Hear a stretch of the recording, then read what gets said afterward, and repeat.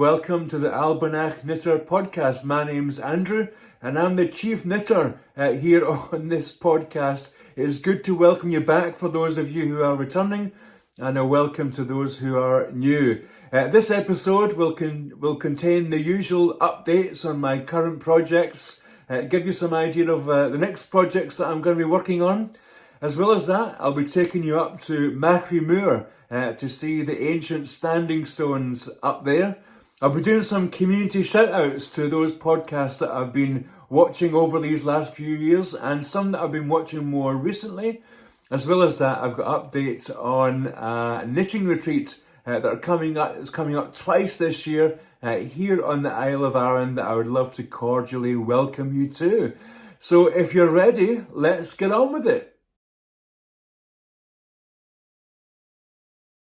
Right, well, we're going to start with the works in progress, and I'm pleased to say I have been able to make some good progress since the last time I spoke to you. I've got two current main projects on the needles at the moment.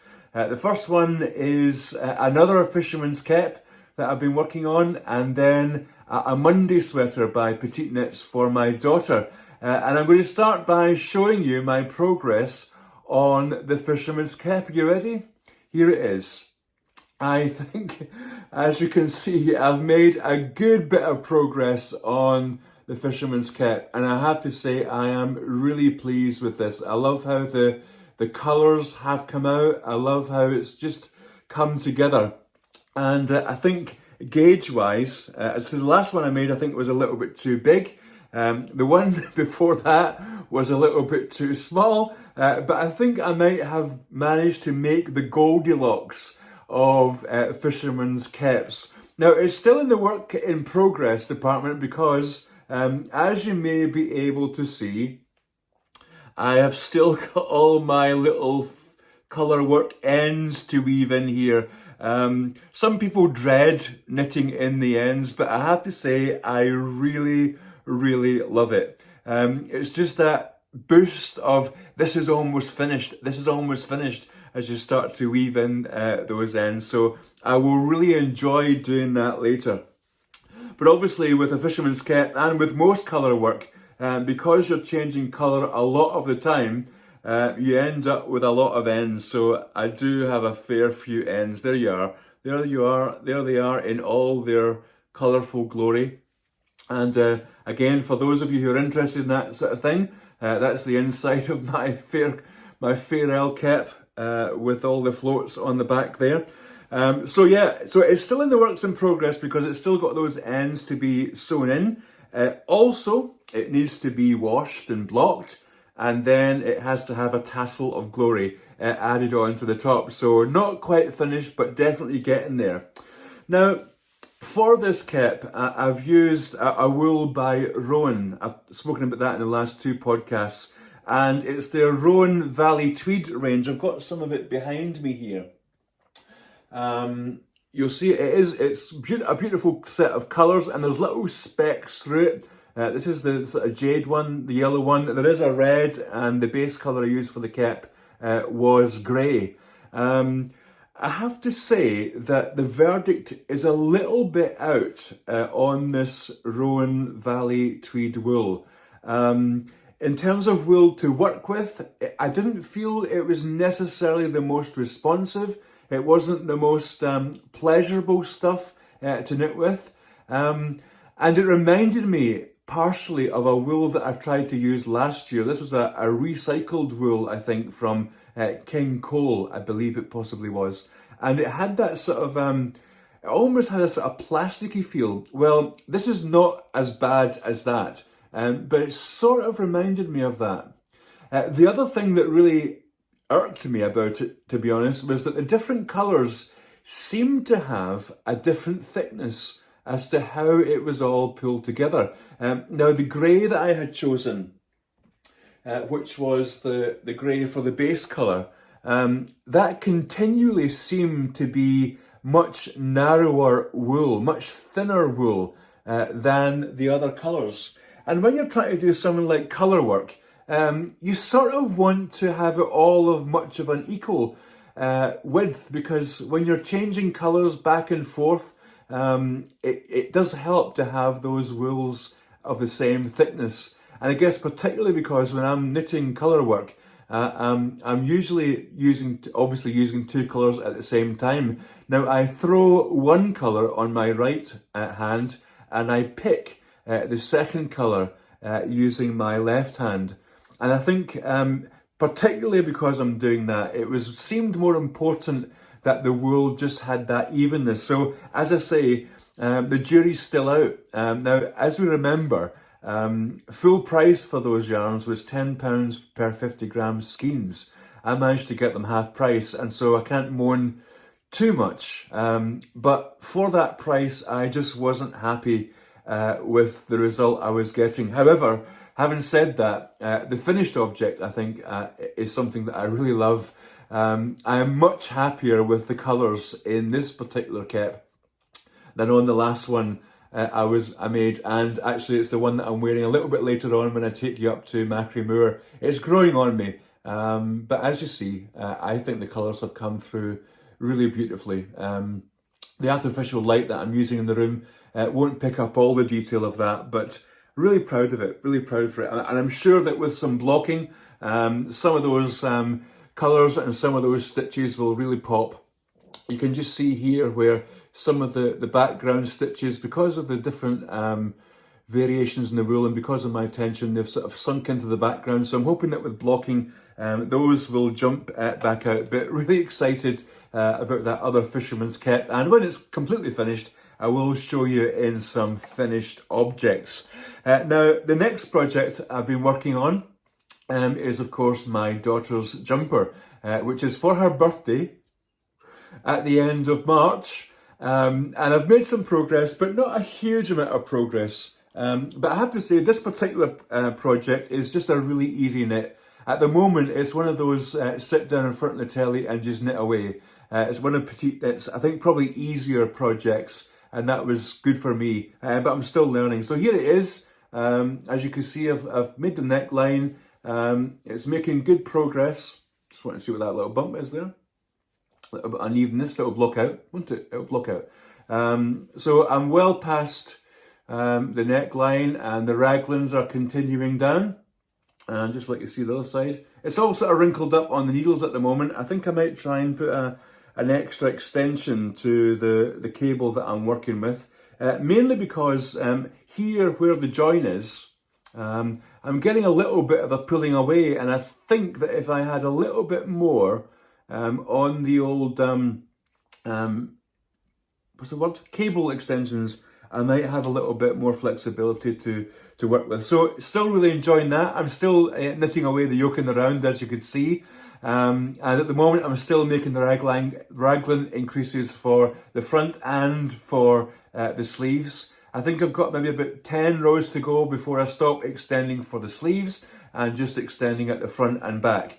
And then not too long where I'll be splitting for the sleeves and then just going for it with the old body. So I think I'm on good course for finishing that by the time my daughter's birthday comes round, sort of at the end of March. Here is actually hoping.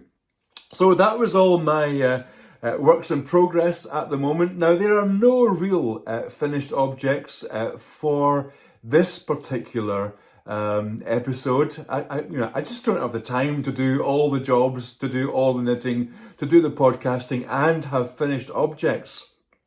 I can't remember who I heard talking about that. It might have been Wild Knits Glasgow, just saying it's just not impossible. It's just not possible to always have finished objects for every single episode. But still, it's good for me to come on and feel like I need to have something to show. It really motivates me in my knitting, not in a bad way, but in a good way. Well, for the last little while, I've been saying that I want to take you up to one of the special spots here on the Isle of Arran, up to Machrie Moor, over on the west side of the island, to show you some of the beautiful Neolithic standing stones over there. So let's hop over there now. Well, I've completed my morning duties, and while the weather is still kind of holding, I'm going to fulfill my promise in taking you over to the other side of the island, to Machrie Moor, to see the standing stones over there. Let's go!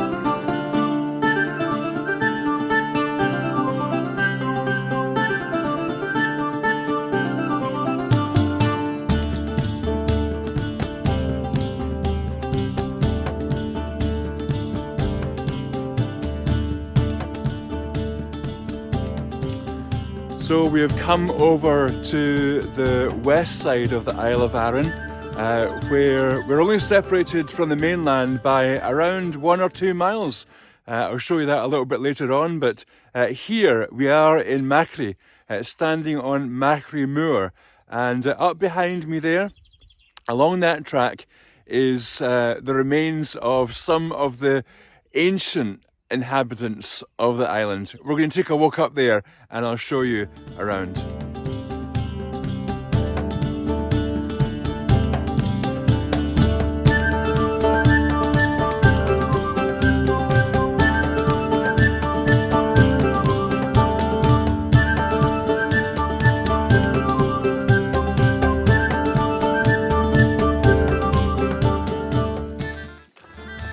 I've been up to Machrie Moor quite a few times. It's a nice stretch of the legs, although not too bumpy for big old lazy people like me, who doesn't always like to venture far out into the world of walking.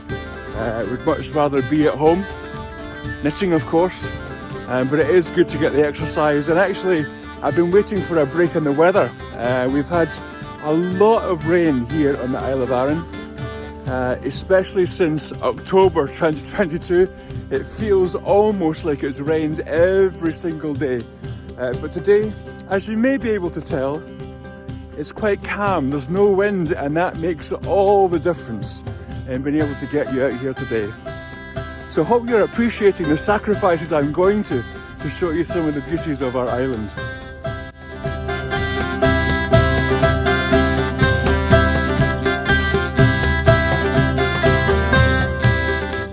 You may be able to see behind me that stretch of water. Looks like a river, but it is actually a piece of water called the Kilbrannan Sound. And it goes between Arran, here in the west, and that land you can see in the far distance is mainland Scotland. It's the Argyll Peninsula. And if you're a Paul McCartney fan, you may know the song Mull of Kintyre. Well, the Mull of Kintyre is just down the bottom there. But that's a small channel of water that separates us from the mainland. But that piece of land over there is part of the beginnings of the story of Scotland as we now know it. The Irish came over to that piece of land in particular and established the Gaelic kingdom of Dalriata. So just behind me there, the origins of modern day Scotland. And just further up the coast, they had their capital, Dunad. Now, as you can see, there aren't many people around, but it is funny who you meet on the way up the moor. Good morning, girls. How are we doing today? Sorry to disturb your path there. Hope you're well. Enjoy your day. Have fun.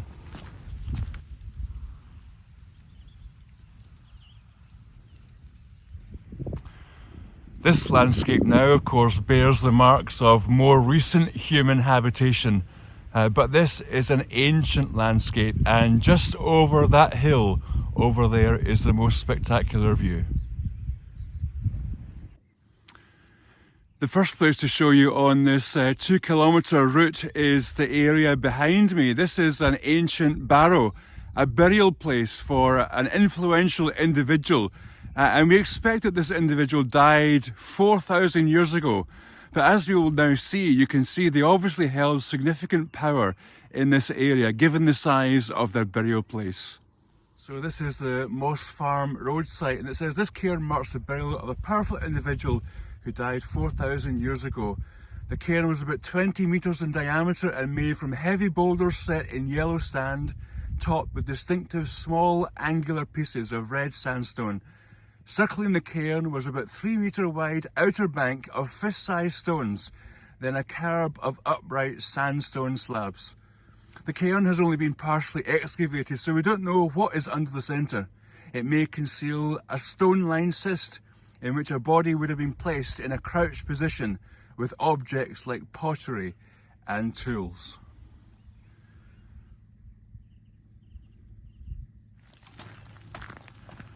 Now, while we're walking along here, at a reasonable pace for me, let me just talk about the over-thermal qualities of woolen hats. It might look absolutely freezing and a bit miserable, but I'll tell you, I am really warm. Even for a baldy-headed chap, I am really warm. So top marks to the wool for keeping the old head warm, but I think I'm going to have to take it off.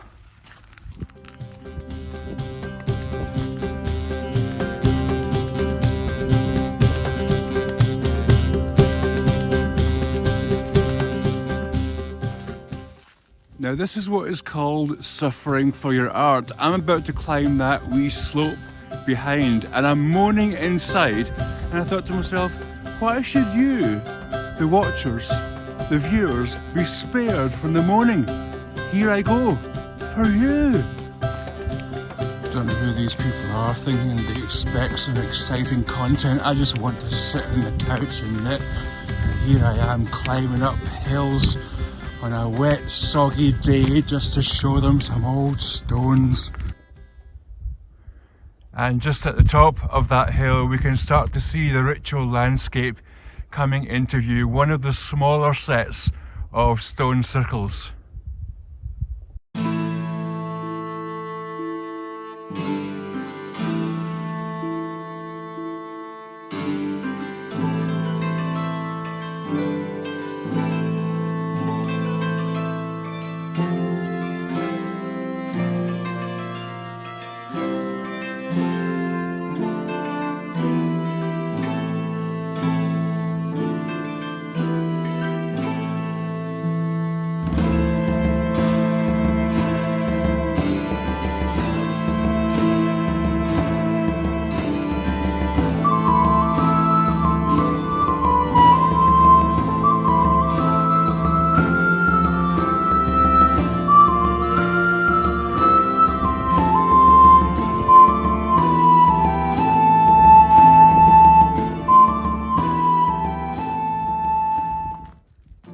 And these ladies are certainly amongst the most atmospheric of the standing stones here on Machrie Moor.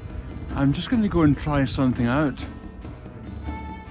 Now, of course, when you climb up a hill and come to some standing stones, you have to have a go, don't you? Here we are.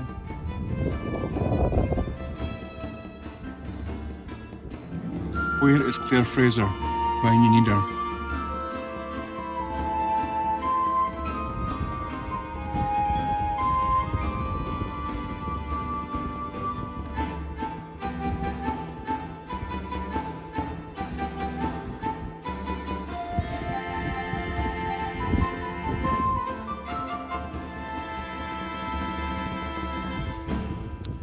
I don't get the impression that these stones here in their use are quite so old. That looks like the top of a mill grinder, and there is the bottom. You place your corn or your wheat or whatever it is you place on there, and you would probably use your horse or your donkey to spin that big thing round and create flour for your bread or whatever else it was you were making.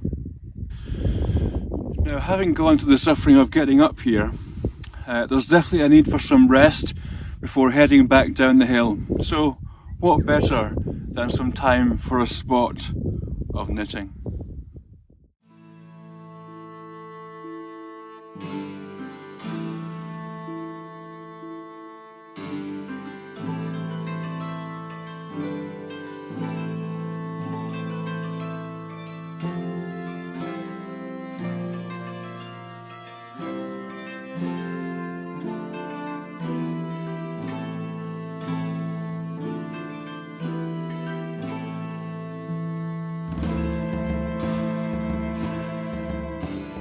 Well, I do hope you enjoyed that trip up to Machrie Moor. I did enjoy it in spite of appearances. Good to get out in some decent-ish weather and get some exercise. It's a beautiful area up there. If you're ever on the island, it's definitely worth taking a trek. And as you can see, you can take your knitting and enjoy a little seat on some of those stones to enjoy while you're there.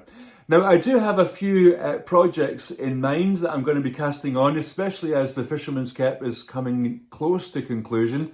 In the last episode, I mentioned this wool, another wool that I was gifted, and this is Alaphus lopi. It's a nice, thick, sort of chunky, bulky wool, Icelandic wool, and I've been looking around for a pattern that I can use with that, and I found one. I'm going to make what's called a simple colourwork cowl, and it's by Church Mouse Yarns and Tees. I found them online. I just sort of googled simple colourwork cowl, and what I got was simple colourwork cowl, but by Church Mouse Yarns and Tees. And I'll just put a picture of the pattern here very briefly so you can see.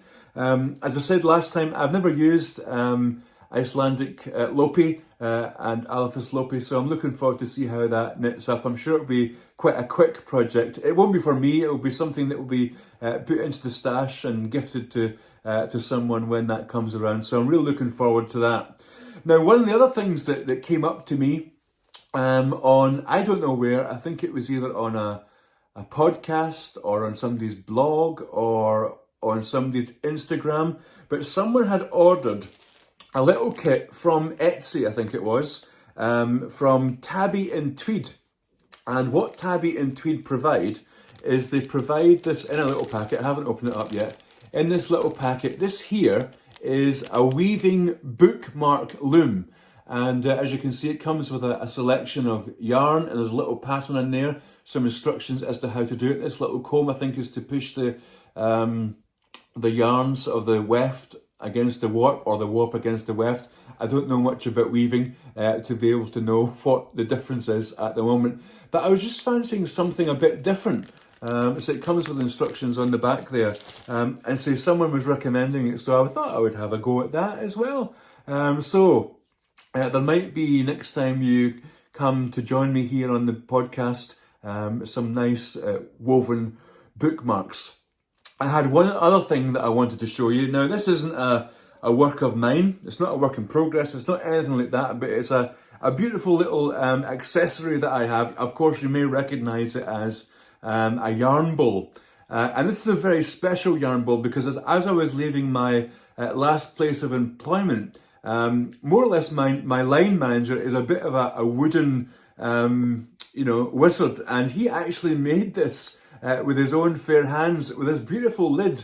Now, when you're knitting, it's not terribly convenient to use the lid, but you put your wool in there and you string it through, and it's useful to have on the table, especially when you're doing colour work, to just keep those different balls of wool separate. And what I find really useful about the lid, with the lovely Celtic pattern burned on the lid there, is that when you're done, you can just sit the lid back on your work, and it keeps it from getting dusty and keeps any little grubby fingers from getting in there. One other thing that I've really been enjoying recently is my new ball winder and Swift. I've been so chuffed with that, absolutely delighted. And before I made my cap, I had a go at making these lovely yarn cakes with my new ball winder and Swift. Oh, I was like a kid in a toy shop with that. It was really, really great fun. So all these tools that just make the knitting process so much more easy and great fun. Now, I want to pass you over to Andrew in history. I pre-recorded some shout-outs to some of the folks in the knitting community that I've been really enjoying in the last few years, but also in recent days. So it's back to Andrew over in the other corner. So for a little while now, I've been meaning to sort of sit down and give a shout out to some of the knitting podcasts that I've been watching for a long time, and also some of the ones that I've been picking up more recently. I think I said before that I started to watch knitting podcasts during the pandemic. Like you, I was at home a good chunk of the time, as well as working full time at home. But in the downtime, to be able to pick up the knitting podcasts and the knitting was great company and actually great solace. And just shortly towards the end of the pandemic, I had a period off work myself when I was ill. And to be honest, it was the knitting and the company of the knitting podcasters which really saw me through that time, having to be at home and not being at work. So great amount of thanks to give to so many who were my companions during that day. And I think number one for me is a podcast that you've probably all watched, and a huge shout out to Andrea at Fruity Knitting. And of course, many of us were part of the journey of Andrea and Andrew, particularly through Andrew's illness and his passing. And we'll have great affection too for Madeline. And the way that Andrea has rallied really to continue producing such a wonderful podcast, it really did open me up to so many new designers, to so many patterns, and just the world beyond actual knitting, to think about the keeping of sheep and other design process, including crochet, and so many other people that they're able to pull into that great podcast. It must be the archetypal knitting podcast. It's so great. The other podcasters that I've watched consistently over many years is Arran and Carlos. I like my little bit of Scandinavian pandemonium. I just love the chaos of those two, the banter between them, their quirkiness and their crankiness sometimes. And again, a really wide-ranging amount of stuff that they fit into their blogs and their vlogs and their website, as well as the great designs and knitting tips. Although I've never been able to keep up with Arna's knitting demonstrations. He just goes far too fast for me, but I've enjoyed their company through their podcasts and enjoyed their designs too. The other person that I've been watching long term is Inga over at Knitting Traditions. Just in total awe of Inga, who can hold down a role as a medical doctor but yet still be so prolific on the knitting front. I would really struggle to keep up with the kind of ways that she knits and the kind of rate of production that she's able to do. But love her very relaxed style. And again, introducing us to new patterns, and particular for her, to just beautiful yarns. She has probably a very similar preference in yarn style and aesthetic, and I really appreciate seeing some of her yarn choices. More recently, as I've got into podcasting myself, I've become more aware of a few other people, and I just wanted to give a shout out for them. Two of them from Scotland and one from Wales. The first Scottish one would be Ailey at The Thoughtful Knitter. There's lots of things that attract me to Ailey's podcast. In particular, the fact that she's from Caithness. I spent some time living up in Caithness in the far north of Scotland, and really love listening to Ailey's sing-songy Caithness accent. It's very soothing in and of itself. I love Ailey's knits, but I especially appreciate the effort that Ailey goes into in the production of her podcast. And what I mean by that is the way that she cuts it up into very discernible sections, and she's mindful of those who can't concentrate for long periods of time, whether that's through a physical illness or a mental illness. A very thoughtful approach, as is evidenced by the title of her video log, blog, podcast, whatever. But again, just some beautiful knits that Ailey's able to show us and new patterns to introduce us to. So do pop over and check out Ailey at The Thoughtful Knitter. One that's more recently come on my radar is Wild Knits Glasgow. I've come across her vlog, her podcast, but also on Instagram. And again, a doctor, scientist based up in Glasgow, and vlogs, podcasts under the name of Wild Knits Glasgow. Wild Knits Glasgow. I love how she's just getting started and settling into her own style of podcast. That's good to watch, as well as the things that she's able to knit and to show. So really enjoyed watching her progress and getting to know her a little bit on the old via the old podcast, and hope that at some point to meet some of these Scottish podcasters for something or other. The most recent person that I've come across is a Welshman by the name of Martin, and he podcasts over at Knits 365. Knit 365. Martin is just full of enthusiasm for his knitting and his crochet to the extent that it's infectious, absolutely infectious. He's especially in love with Toft and all their crocheted amigurumi animals, and I do share that. I've knit a few of those over the years, but Martin is just he must be the number one Toft fan. He's actually inspired me to get those pattern books out and get knitting some little animals for some of the little friends that are around me here. So huge thanks to Martin. And again, someone, although his podcasts are a little bit longer, just a delight to sit and listen to Martin's enthusiasm for all of his projects, for all of his yarn buying, for his innovations and for his partnerships, and again, his love for Toft. So please do go over and give Martin for some love. And finally, just to say thank you to all of you yet again for your continued interest in my little podcast here. It really is a delight to welcome you along to the podcast, and thank you so much for watching and sitting and knitting for a wee bit along with me. Thank you. Well, thank you, Andrew, over there in the corner. I don't know about you, but I'm always looking out for new podcasters to watch. It's one of the things that I do when I'm sitting and knitting, just listening and watching other people's projects. I'm sure you're exactly the same. So if you have any other podcasters that you watch, that you want to recommend to everyone watching these videos, stick them down in the comments. Just stick them down there in the comments. We don't want to be relying on the YouTube algorithms to be telling us what to watch. If you know of a really good knitting podcaster out there, or crochet podcaster, put their details down in the comments, and then we can all find some new folks to watch. And I do hope that you will go over and watch those ones that I've recommended to you, and find the same joy that I've been able to find.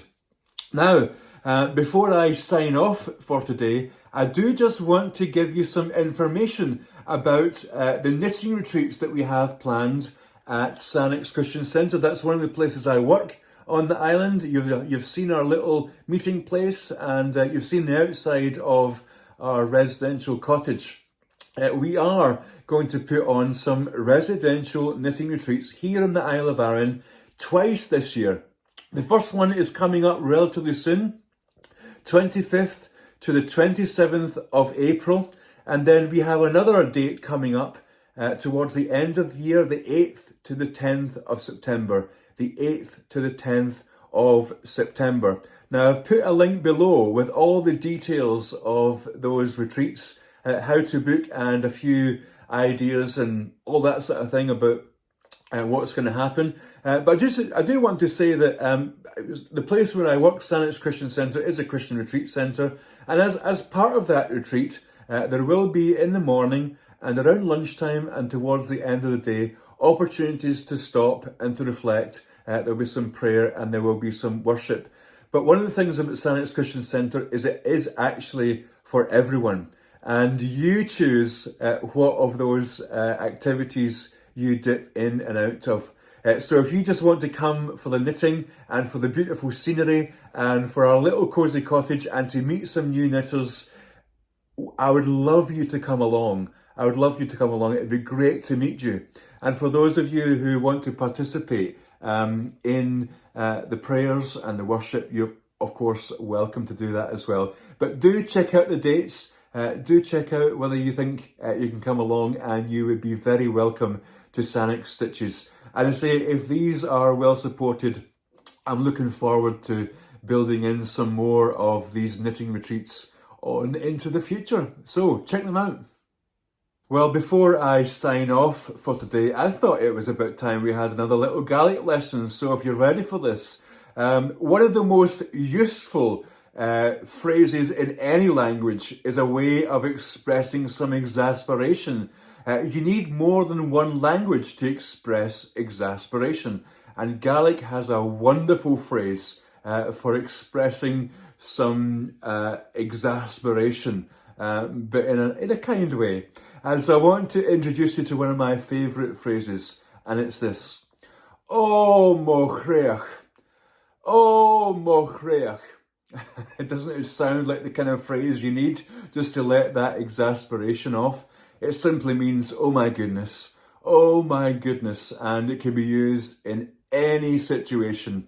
When you've dropped a stitch, when you've made a mistake, when your ball of yarn rolls away, whatever it happens to be, whether the cables come off your interchangeable needles or whether the whole world is falling down round about you. Oh, Machrie can be said with good style, with good enthusiasm, and it will really help you on your way.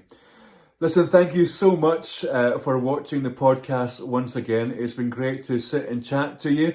I hope there's been something in the episode which has been of interest and it's brought a little bit of joy to your day. All that remains for me to say now is Marshan Lave and Drasta agus Bianach Jacket.